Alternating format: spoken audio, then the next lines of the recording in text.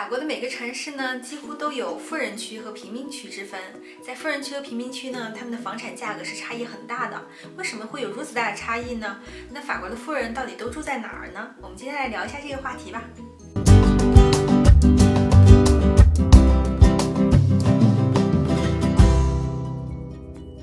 Hello， 大家好，我是斑斑，想和你一起看更广阔世界的小怪兽。Hello， 大家好，我是 TT， 喜欢中国的法国小哥。今天呢，我们一起来聊一下法国的房产价格的差异特别是来聊一下大多数的法国富人他们都住在哪儿。TT 先说吧。De manière générale, les zones riches, ou du moins les zones où les habitants sont riches, sont plutôt situées à l'ouest des villes. 为什么是在西边呢？其实这个呢，是因为法国的地理位置而决定的。之前呢，我就跟一个一直做房地产的朋友聊，然后他就跟我说西边的房子往往更贵。然后呢，我就有问他，我说为什么是西边呢？因为阳光很好吗？可是哪儿阳光都很好呀。然后我就搞不明白。其实呢，他就跟我讲，他说其实这个很简单，法国是这样的临海国家，然后呢，风呢是从海上飘过来的，所以主要的风呢是从西边吹进大陆的。他是这样跟我解释的，然后如果说的不对，大家再跟我纠正。然后他说，所以呢，一般城市的西边呢都住着富人，然后东边呢就修着所有的有污染的这些工厂，所以呢这些风呢就会从上头吹到了城市中间，再把城市的污染，包括东边的污染，都吹到了穷人区、贫民区，所以为什么西边的房子总是更贵的？这也就是为什么在巴黎也好，所有的地区基本上西边的房价是更高的。我们来举几个例子吧。À Paris, c'est le 16e arrondissement qui est connu pour être un arrondissement très très cher, très très riche. Il y a une ville à côté de Paris qui s'appelle Neuilly-sur-Seine, c'est la ville la plus riche de France. Pareil à Lyon, l'ouest lyonnais c'est aussi très riche. Voilà, c'est vraiment toujours à l'ouest quoi. 对，就是一般来说总是在西边。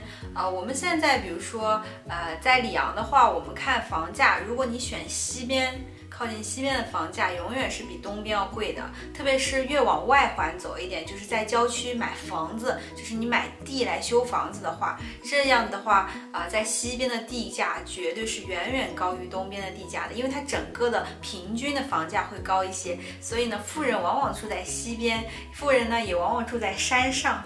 为什么山上呢？其实我们看香港也是，富人住在山上，其实那个地方呢交通不一定是最发达的，但是呢这个地方会空气比较好，而且视野会比较好。再一个呢，我们在风水里面经常会说靠山就会靠财，这样子呢，我估计国内的很多人选择这个是风水，但其实风水呢也是根据就是说你的日常的生活的一些感受来，就是说多年的经验汲取的。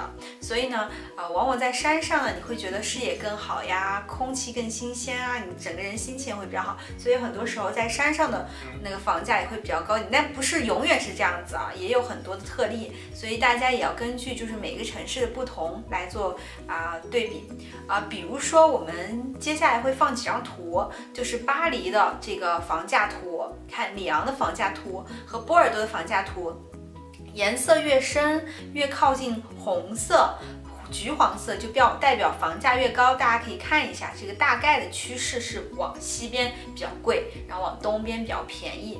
所以呢，这个房价它会有一个稍微的趋势，但是你所在的小区，你所在的这个地方的位置，特殊位置也会很大程度上影响到那一栋楼或者那一个地方的房价，这个可以具体去对比。